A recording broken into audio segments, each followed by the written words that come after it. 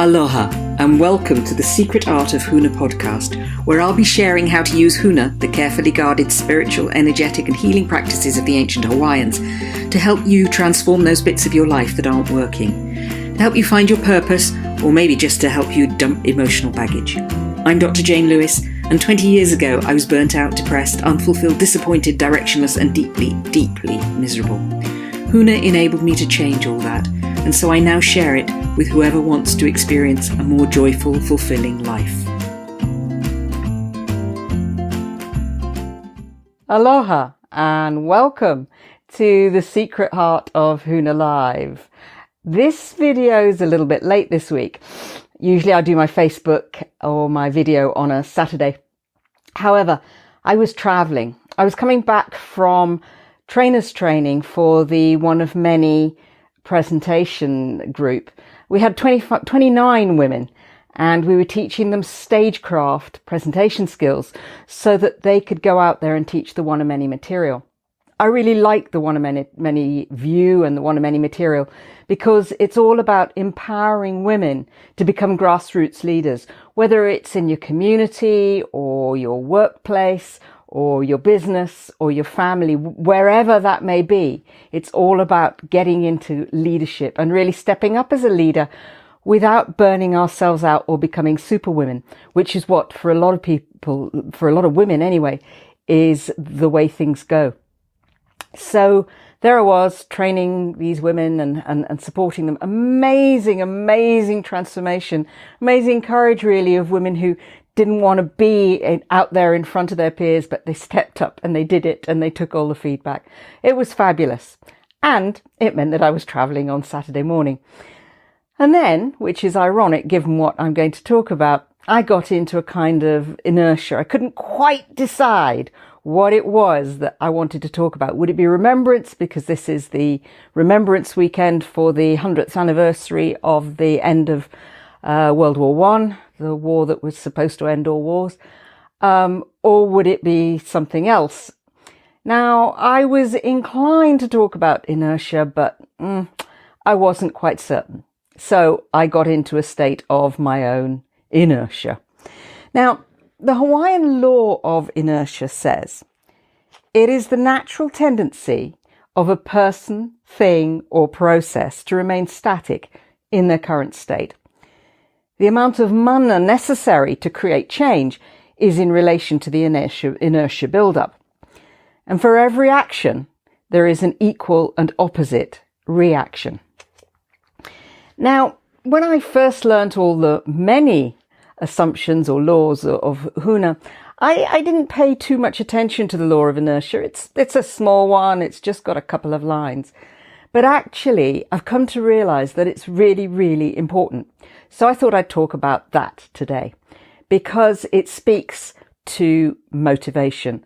And for a lot of us, motivation and procrastination are the sorts of things that we struggle with. So the thing about the law of inertia is that it's not really about time. It's about energy. What it's saying is that the more energy you put into not doing something, then you've got to put at least as much energy into making the something happen. So to give you a for instance, about, must have been, 2011, I think, my teacher in Hawaii told me that I was ready to go out and teach the 10-day retreat that we teach in Hawaii over here in the UK. Now, outside of Hawaii, we can do it in 5 days because we're not teaching the sacred hula, that's the Hawaiian dance, and that takes about half a day for 5 days, so we can cut it down. I didn't hear it. He said it, I did not even hear it. And I continued along my merry way, not running any trainings over here. In fact, I put quite a lot of energy into not running Huna trainings over here. Earlier this year, I decided that it was time. I really was ready. I knew in myself I was ready. I knew my reasons were good. It wasn't about ego anymore. It was really about these are important teachings and I want to go out there and share them with people. So I knew it was right. So I started to put some energy, including money, into Facebook ads and things, some energy into creating the retreat over here. I thought I'd put enough energy in, but I ignored the law of inertia. Because although I did put energy in and I did do some Facebook ads and so on and so forth, I didn't actually get enough people to make the retreat viable, to give the retreat energy, to give the retreat inertia, if that's the opposite of inertia, but mana and movement. So in the end, it didn't happen.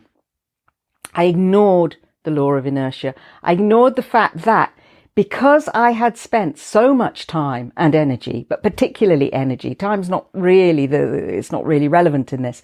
I'd spent so much energy into not putting the retreat out there, into not doing it, finding excuses, finding reasons why it wasn't the right moment, why nobody would want to come, blah, blah, blah, blah, blah, that I hadn't put enough energy to counterbalance it into actually creating the thing and making it happen.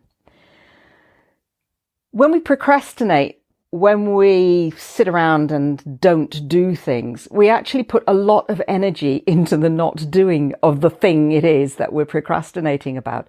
We put a lot of energy into our excuses, our reasons why we can't do it, our alternative things to do. I don't have time to do this because. We put a lot of energy into that so that when we actually do get round to the point when we're ready to go and do that thing we're avoiding, whether it's doing your tax returns, it's that time of year in the UK where people are starting to think about the tax returns, whether it's doing your tax returns or whether it's preparing a presentation like the ladies last week, or whether it's putting together videos for Facebook. The more we procrastinate, we think about all the reasons why we've got better things to do, then the more energy we're going to need to actually make the thing happen. So that's the law of inertia. Very small law, very important law. And I would say to you, next time you find yourself procrastinating, next time you find yourself not really getting up and doing whatever it is that you know you need to do, remember, when you finally do it, you're going to need a lot more energy to put into it than if you'd done it when you first thought about it. Thanks for listening. See you again very soon.